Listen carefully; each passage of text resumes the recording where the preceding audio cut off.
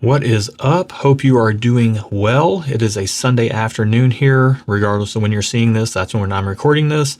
And I'm coming at you today with something that's heavy on my mind, and I'm going to challenge you a little bit in today's video. I had a conversation with a dear friend this week, and something came up in that conversation that I had something just like spark right in my brain. And to me, that's like a spirit thing. Like it just hit me, and you can call it whatever you want to call it. But to me, this really hit me hard. There are people in our lives that we need to say things to, and we haven't yet said things to them that we need to tell them. And with the holidays coming up, this is really front of mind. I would have definitely assumed that today's video would have been about gratitude. Thanksgiving is my favorite holiday, and I would have been speaking about the things that I'm grateful for and calling to attention the things that you have in your life that you should be grateful for, even the challenges. However, this conversation it started off talking about one thing, and then it led to another thing, and then before I knew it, we were talking about something else. And it really jumped out to me because this person was talking about their relationship with their father over the course of the years, because I'd asked them a question about their childhood, and they said how much their relationship had improved with their father over the course of their life. And that would be the case for me as well. And I'm going to speak a little bit to that. I'm going to use some personal anecdotes in this one, get a little bit more personal than I have in some of the past videos. And this is going to happen periodically. But the point is that we can all think that there's something that we should tell somebody that we love, and maybe we haven't yet, and we'll get around to it later on or whatever. There's not always a later on, you know? So I want to challenge you to say the things that you need to say. Don't put it off, you know, and I'm speaking to myself as much as I'm speaking to you here. But to use a personal example here, a few personal examples. My mom was killed when I was 14 years old. And there's a lot of things I didn't get to say to her because she just wasn't there, and she wasn't really around very much prior to her getting killed. But when she got killed, I had a ton of things I wish I could have said to her. My grandmother, her mother, died 6 months later in a freak accident that, in my opinion, probably was her just not being able to deal with the grief of her daughter getting killed, and decided to take the measures to not deal with that pain anymore. And then my grandfather died less than 2 years later of a broken heart. And I honestly feel like a lot of things I didn't get to say to those three people. But in the context of this conversation with my friend, it really called to mind the things I haven't said to the person in my life who I call my dad who raised me. My dad who raised me was, for all intents and purposes, for the course of my first 18 years of life, the man that I believed to be my biological father. It wasn't until I turned 18 that I found out that he was not my biological father, and that entire side of the family had kept this secret from me, including him. And that caused a lot of pain and a lot of resentment and a lot of anger. The primary emotion was certainly anger. And it was a lot to deal with for an 18-year-old who had just lost his mother to being murdered, and then lost my grandmother and my grandfather. And then less than a year later, I find out that my dad isn't actually my biological dad, and my entire family's been lying to me my whole life. And there's a lot of anger around that. And I went through that phase, and then I met my biological dad, and a lot of anger there as well. Took it all out on him, and, you know, distanced myself from all of my family members. And that, I don't, you know, in the moment, that's how I felt. And I know there are a lot of people out there that are dealing with things, and they're probably distancing themselves from people that they love. But at some point, I did realize that tomorrow is not promised, and the people that are put in our lives for a reason. And I think it's really important not to overlook that or like hang things over people's head, because at the end of the day, I really do believe that everybody is doing the best that they can do. And it's not always the right thing. It's not always the thing that you would agree with, but they are doing their best in the circumstances that they're given. And I think when that conflicts with what you feel like people should do, that's where you have to step in and give them grace and try to understand why they did what they did. And that's where I had to land. I had to end up trying to figure out why my family decided to handle the situation of my dad who raised me not actually being my biological dad and not telling me that. You know, why did they make that decision? Why did my biological dad not step into my life before I was 18? You know, why was that decision made? Why were some of the decisions that my mom made, some of the self-destructive decisions that she made, why did she make those decisions? If you wait too long, you're never going to be able to have these answers. You're never going to be able to have these conversations. And I think it's important not to go into these conversations wanting to unload on people, but just to understand their perspective.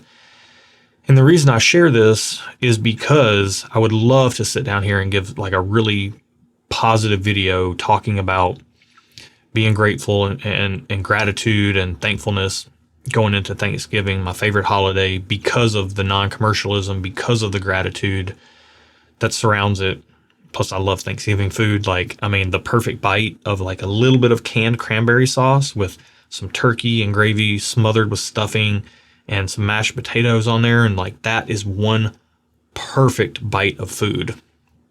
But I can't talk about that because what's on my heart right now is the fact that I need to talk to my dad who raised me, and I need to tell him how much I appreciate him, even though there was a lot of parenting that I didn't agree with, the way he chose to parent me.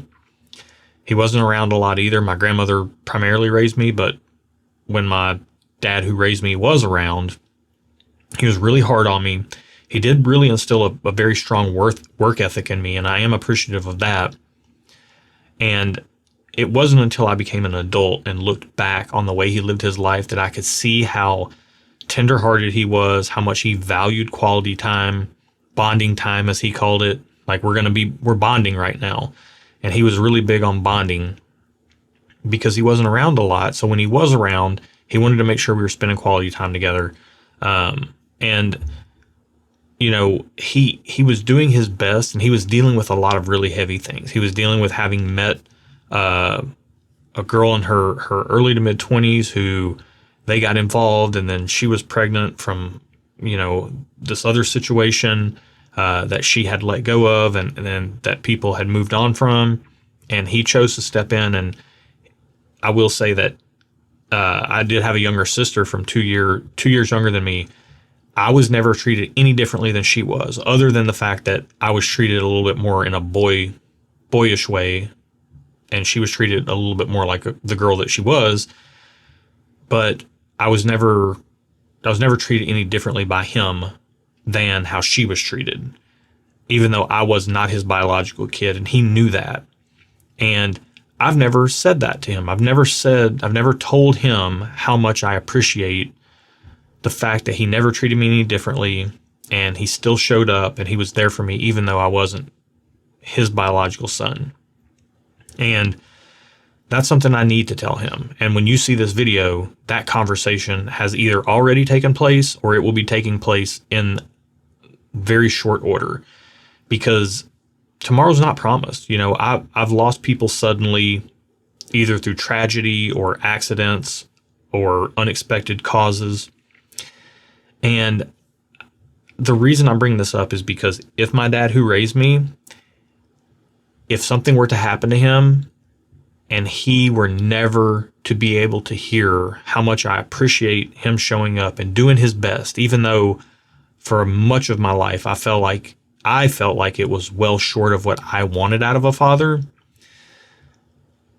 In adulthood, I appreciated the things he taught me. I accept him for who he is, with all of his upsides and his shortcomings. And if I don't express that to him and something were to happen to him, I would not be okay with that. And I think this is kind of a natural arc. If you're watching this, you may be my age, you may be younger, and there may be things that you haven't told somebody in your life. And we never know how much time we have. Tomorrow is never promised. And I just want to encourage you to step into the uncomfortableness and tackle these conversations if you can, in a way that is, if there's some friction there and there's some butting of heads there, I totally get that. Maybe you don't feel like engaging in that.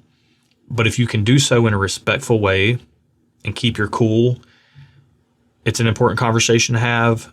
Just like I think it's really, really important. It can be hard as a man to go to another man and have a really heartfelt conversation, especially when it's like, hey, I appreciate what you did and I didn't always understand everything, but I still appreciate you and I love you and I accept you for who you are. That's a hard thing. It shouldn't be a hard thing as a man to express to another man, but it definitely is at times, especially when you feel like the other person on the other end of that conversation isn't the type to have those types of conversations or engage in those emotions. But it doesn't make it any less important, and it doesn't make it any less, pressing isn't the right word, but don't put it off. Don't put it off. I'm feeling that challenge myself to have this conversation with someone in my life. And I wanted to share it with you guys because you may be in that same type of scenario, not that exact scenario, but in your own unique scenario. You may be in that same position of not wanting to have a conversation with someone, but knowing you need to at some point. Don't put it off. Just have it. And what you're going to do is you're going to give them peace. Like when I have this conversation, I know I'm going to give my dad who raised me, I'm going to give him some peace. And what better gift could there be during the holiday season than that, that to get real peace from a situation that's probably been weighing heavy on his heart I'm 41 years old. It's been weighing heavy on his heart for 41 plus years, So anyways, that's what I've got for today. Drinking a little bit of Wild Turkey 101 8-year 70th anniversary for Jimmy Russell. This is a legacy. Jimmy Russell is an icon in the legacy of American bourbon, and I thought it was a very fitting pour. This was in tribute to him, and these conversations that we need to have in our lives, they're in service of giving the people in our lives peace, and they're honestly a tribute to the things that people have done to go out of their way for us in our lives, and yeah, I just want to encourage you in that. I want to raise a glass to the people in our lives that have gone kind of above and beyond, even though it's not, again, my dad who raised me, I felt like he could have done almost everything better, but he did his best. And I can see that through my adult lens.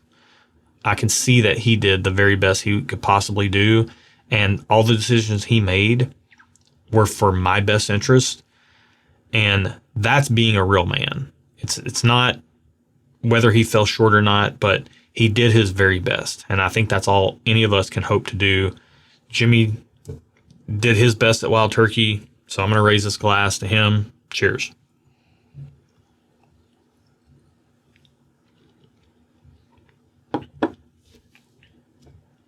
When you see this, these still may be on the shelves. I would recommend you try to find one of these for $50. Really good whiskey, not going to blow your hair back, but very, very classic Kentucky bourbon. But that 8 years of age, that extra blending that went into this and the extra age just makes this a really, really beautiful product. Kind of like a cherry pie and heavy caramel, little pie crust as well in there. I really like this one a lot. Thank you for watching this. If you stuck around this far, this is a topic that, again, for very obvious reasons, is very near and dear to my heart.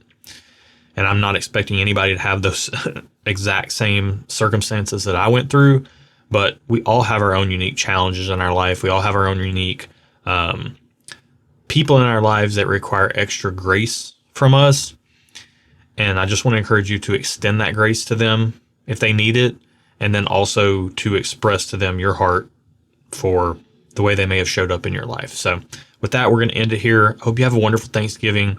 I personally have an absolute ton to be grateful for, and I'm sure you do as well. Even if life isn't going exactly the way you want it to, we all have a ton to be grateful for, even if it's just your health. So, I just want to encourage you to have a great Thanksgiving, to spend some time reflecting and making connections with your family, your friends, people that you might need to express something to. And with that, we'll end it. We'll see you next week. Cheers.